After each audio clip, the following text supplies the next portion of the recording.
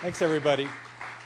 So I should probably revise the title and make it Our First Steps. So I want to be very clear that this is a short paper because this is very much work in progress. We're just getting started, and we definitely want to recognize that there are many people in this room that are further down this path, and we've learned a lot so far at this conference and look forward to learning more through continued connections with you all. This work is in the context of a project funded by the U.S. Department of Education out of the Office of Educational Technology, led by the American Institutes for Research in collaboration with 5 different partner organizations. And it's a 3-pronged project focused on online communities of practice and networks for educators. We have a component of the project that's about building and running a small set of communities largely aligned with priorities from the National Educational Technology Plan of 2010. And then we're also doing outreach, trying to catalog what's going on in this space, primarily across the United States, but also connecting to stuff internationally, trying to make that more visible and accessible to educators through a variety of activities like our connectededucators.org site, which has a network for online community managers. We have a brief called Connect Inspire that's a survey of the literature and practice in this area, a blog, a directory of communities, and in August we're going to have an online distributed event called Connected Educator Month, where we're going to try to get as many organizations as we can that are invested in this idea of informal or professional learning for educators online to showcase their practice and to invite other educators to participate in that practice and to connect with each other to collaborate more effectively. So the research we're doing is in the context of that larger project, and the learning analytics piece of the research is in the context of a larger set of research around 4 different strands. How do new communities evolve? What are key decision points? What kinds of value do these communities create, and what kinds of best practices can we derive from looking at accounts of those values? How can we, in these communities we're running, design some activities in ways that lead to sustained and deep engagement? And then also, what kinds of social roles and patterns of participation can we observe in communities, and how can we use those observations to help people who are managing and facilitating the communities do their jobs more effectively? So the learning analytics work is contextualized primarily in that last strand. We have a research team that consists of myself and several of my colleagues at AIR, as well as people at the Friday Institute for Educational Innovation at NC State. And then we're working very closely with partners in the case study communities on which we're focusing, and I'm going to talk a little bit specifically about the National Science Teachers Association collaboration, and Al Byers is in the room today, our close collaborator at NSTA, who's really helping us think about how we do this work.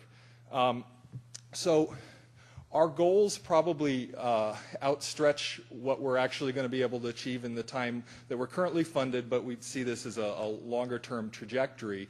And what we would really like to produce is a small set of primarily visualization methods that community managers could use on a regular basis to better understand and reflect upon the activities that's happening in their communities, to use that to make good decisions about how to moderate and grow that community over time. So the first step is we need to produce some actionable intelligence, but then it needs to be actuated intelligence. This stuff actually needs to get used. Al needs to say, yes, this is helpful, I'm going to actually do something on the basis of it, instead of just, hey, this is interesting research, right? And we're still at the, hey, this is interesting research place. But ultimately, if we don't get to that next step, this is going to be an academic enterprise. So we found Rebecca and Simon's really excellent categorization of social learning analytics approaches helpful, although I think we think 3 of those are particularly relevant to what we're doing, and we've started with social learning network analysis, but we want to move to include some other approaches as well. I realize now I'm using content analysis. I'm talking about content analysis as opposed to content analytics as you've classified it, so that's a correction. So a primary case we've used so far has been working with Al on the NSTA Learning Center, which has this amazing collection of diverse resources and learning opportunities for primarily K through 12 science teachers in the United States, and loads of people using it. And in addition to the resources, some really nice tools for motivating and recognizing and helping people plan their participation. And also it has a community aspect, and we've looked primarily at interactions in the forums. And what we're trying to do is really be driven by the needs of those practitioners and the understandings of both the needs of their audience and the learning that, the theories of learning that are actuated in their work. So in terms of the pragmatic needs, science teachers in the U.S. need to be learning regularly. And there are several reasons for that. One is that often, particularly at the grades 6 through 8 level, according to Al, I'm not an expert on science teachers, teachers increasingly are asked to teach out of field, to teach outside of their area of primary science training and expertise. Also, in the new science standards that are beginning to be implemented across the United States, there's much more of a focus on thematic topics that cross traditional subject areas. So people that might be trained in earth science need to know something about the biological sciences now to do their job better. And there's a continually changing body of pedagogical content knowledge to which they need to be responsive. So what that means is that we need teachers to learn broadly and learn in a sustained way. And the embedded theory here really is the theory of communities of practice. That we want to have teachers that build relationships and learn through co-creation of knowledge over time, mediated by that rich collection of resources, and perhaps contributing back to it through things like creating content collections. I know communities of practice are a little out of fashion now. People are on to talking about collectives and networks and all that kind of thing. But I think most of the folks we're working with in this project still think that, particularly in thinking about building the profession of teaching, those sustained relationships and shared identity are important, and that we ought to create environments that help foster that. So this has led to a couple of questions that we're engaging. One is, how do we create broad and sustained engagement amongst these teachers, many of whom are coming to the Learning Center initially because they have a specific concrete problem. I need to learn how to teach X tomorrow, right? How do you transform that into an opportunity for legitimate peripheral participation that leads to ongoing engagement and building relationships in the community? And how can we also make sure that that it's accessible to those new people, that those rich relationships that build over time don't become so dense and so difficult to parse that there's not an entry point for new people. So as I mentioned, we've started looking at discussion postings, and we did that initially by creating a bimodal social network diagram and looking at 5 even slices over the course of the year where there's the same number of discussion posts there. And in this diagram, on the left-hand side, those are the posters. On the right-hand side, those are the discussion topic forums, and I won't go into what all the sizes and things mean here. But generally, the important thing is that, you know, the highest posters are at the top, the lowest are at the bottom, the most popular forums are at the top, the lowest at the bottom. The opacity and darkness of the edges between them shows how frequently people are posting to that forum. And so if we look over the course of the year, what we see is that at the beginning, and this is early in the introduction of the forum functionality, not much going on there at the bottom. As we go along, it starts to build, and then we see what might be a critical point here in the middle, where we see a lot of posting to this one specific private forum. And then as we continue along, we see that the folks that were posting mostly to that forum now are posting more broadly across a wider range of context. So this suggests that maybe we need to really look at what's going on in that particular forum. What happened there that led people to move beyond the context to which they came to the community and become involved in a more sustained way over time. Another thing that the second question we're looking at is, how do we make it so that people can enter the conversation more easily? And one of the key challenges there is that some of these forums get really huge, right? Hundreds and hundreds and hundreds of messages, and where is your entry point? Where do you start? You're reasonably not going to read all of that stuff, right? And right now, Al and his group of online advisors do this more or less ad hoc. They have discussions about, should we break it? How should we break it? It would be nice if they had some computational help for making those decisions. So the approach that we're pursuing right now is to collapse this bimodal network into unimodal topic-to-topic and member-to-member connections, and try to use a number of clustering techniques to try to find a reorganization that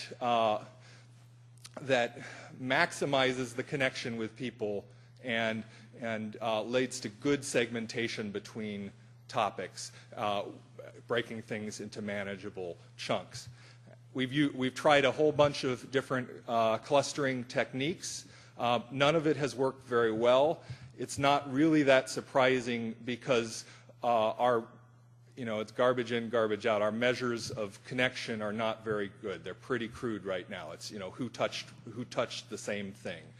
So particularly for topic-to-topic relationships, we need to add some content analysis to understand the concepts that are happening within those forums and to be able to link it. For thinking about links between people, there are a lot of great approaches that we've heard at this conference and that folks in this room have pioneered that we may be able to incorporate to improve the accuracy of those graphs. So that's one next direction, is adding some content analysis. Next is thinking about understanding learner context. And the way we want to try doing that is through an approach to narrative research that comes out of Dave Snowden's work called pre-hypothesis narrative research. And his company, Cognitive Edge, has a tool called the SenseMaker Suite, which allows for the collection of narrative fragments, little stories about experience, and then the people who are writing those stories are asked to classify them in a number of different ways on quantitative scales. And then rather than dipping into the stories right away, the analyst visualizes in a variety of pretty interesting ways patterns in that quantitative filter data and tries to find patterns that might suggest weak signals. So that's both a filtering mechanism that allows for you not have to read all of the stories, to focus in on ones that maybe are potentially significant, but also perhaps even if you'd read all the stories, you'll see things because of those quantitative patterns that you might have missed because of your own interpretive lens that you impose as you do the reading. And we're indexing those questions to Wenger, Tranger, and Delot's 5 cycles of value creation in communities and networks. And we're also going to find some way to hook that back in to the social network analysis. The other direction that we're taking going forward is adding some additional cases, taking what we've done with Al and applying it to Powerful Learning Practice, which is an online network-based professional development program that employs an action research approach, TFA net potentially, which is for new teachers, potentially some others, and also thinking about, can we look at the individual perspective? Can we look at an individual who seems to be really important in Al's community and say, how are they using Twitter? How are they using Facebook? How are they using other online communities of practice? How does stuff circulate between them? But in closing, we have some real questions about whether we're going to be able to achieve our goal of having some techniques that really work across contexts. Because the structures are very different, right? Powerful Learning Practices approach is quite different from the National Science Teachers Association's approach, which is quite different from TFA's, which is quite different from some of the very loosely structured grassroots networks that we're also looking at. So are those questions really going to be similar enough that you could have some techniques that are both powerful enough to yield those actionable and hopefully actuated insights, but at the same time accessible enough so that folks like Al don't need people like me in the room, right? Because I understand, but but you don't want to pay me, right? And then there are all these possibilities, right? So what do we do next? Where does it make sense for our priority to be? So we would love to hear from you and get your advice and suggestions. And if anyone's interested in participating in Connected Educators Month, we'd love to have you. So here's how to get in touch with me. I tweeted the link to the slides on SlideShare if you want to grab them.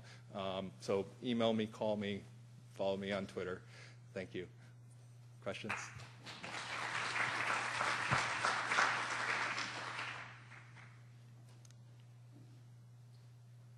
We have time for questions.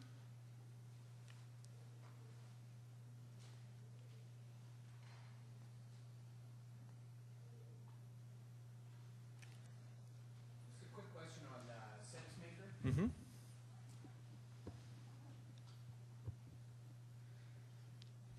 It was great to see you used Snowden's SenseMaker tool. I think it's one of those very innovative concepts that really hasn't got a lot of traction in the education circle. What was your experience in starting to use the tool in terms of developing your capacity with it? Was it a difficult on-ramp for you, or what did you find the process of starting to use those narratives and analyzing those narrative elements? So we are just at the very, very early stages of that. We're developing, we have a sort of draft version of our set of filter questions, our prompts, and we're doing some exploratory pilot testing of that. So we haven't rolled it out to really gather a lot of narratives. I did do training with the Cognitive Edge folks last summer, and so got to play with some of their data sets. But I think it's a real open question about how effectively those visualization techniques will apply. But what we're trying to do in this project really is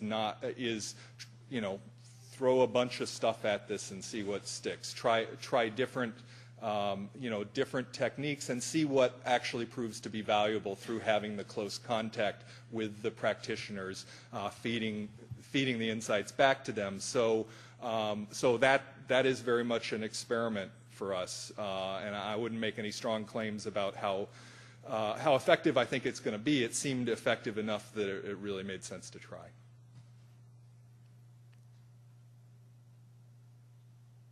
Any more questions? Got off easy. Thanks.